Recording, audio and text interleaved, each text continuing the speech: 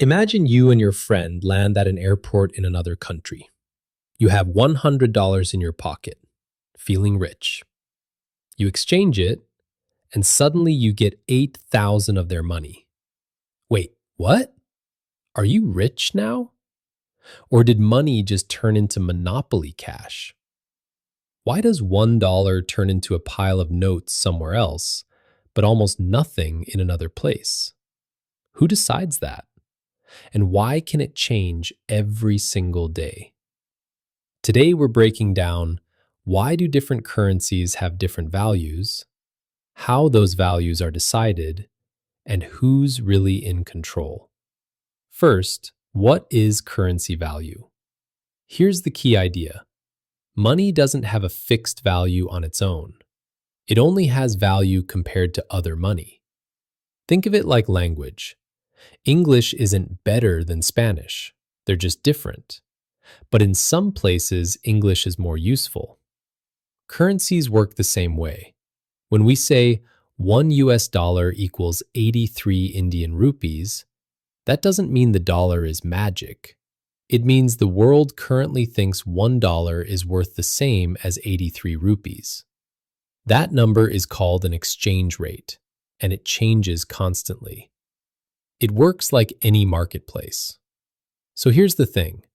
Currencies are bought and sold just like gold, stocks, even sneakers. And prices in any market come down to two things. Supply, how much is available, demand, how many people want it. If lots of people want a currency, its value goes up. If nobody wants it, the value goes down. Let's look at a few factors that determine the strength and value of its currency. Factor 1. How strong the country's economy is. Let's say country A has growing businesses, new jobs, cool tech companies, stable government. Investors think, nice, I want to put money there. But to invest, they need that country's currency, so they buy it. More demand equals value goes up. That's why strong economies like the US, Germany, and Japan usually have stronger currencies. Factor 2. Interest rates. Banks in each country set interest rates. That's basically the reward for saving money there. If country B offers higher interest, investors think, hey, I can earn more money there. So they move their money in. To do that, they must buy the local currency. Boom, value rises. It's like countries competing.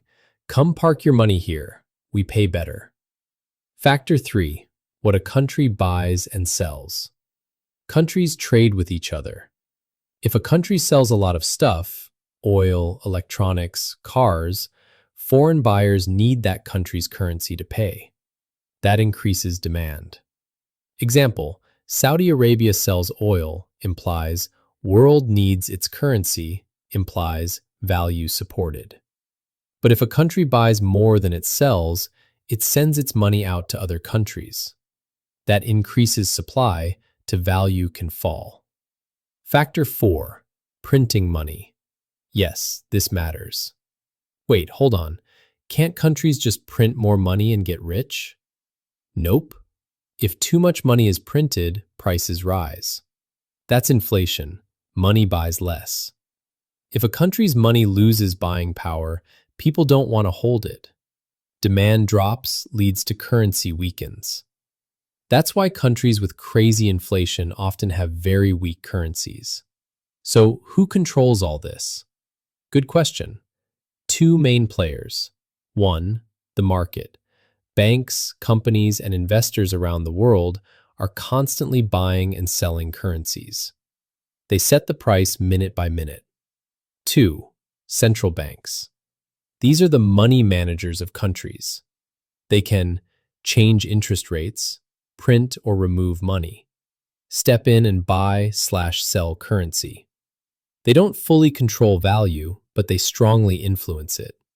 It's like steering a boat, not controlling the ocean, but guiding direction. But why do values change every day? Currencies move because new economic data comes out. Governments change policies. Wars, elections, and crises happen. Investors get nervous or confident.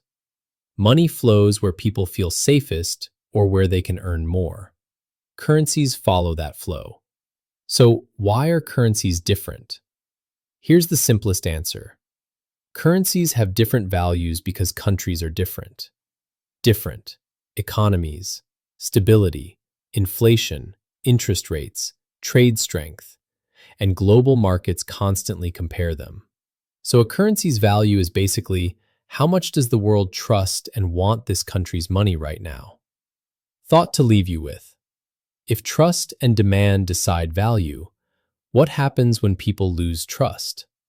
That's how currency crises happen. I will explain that further in a future video, so make sure to subscribe and hit the bell icon to get notified when it drops. If this helped you finally understand exchange rates, like the video, drop a comment with a country you're curious about, and subscribe for more simple money explainers.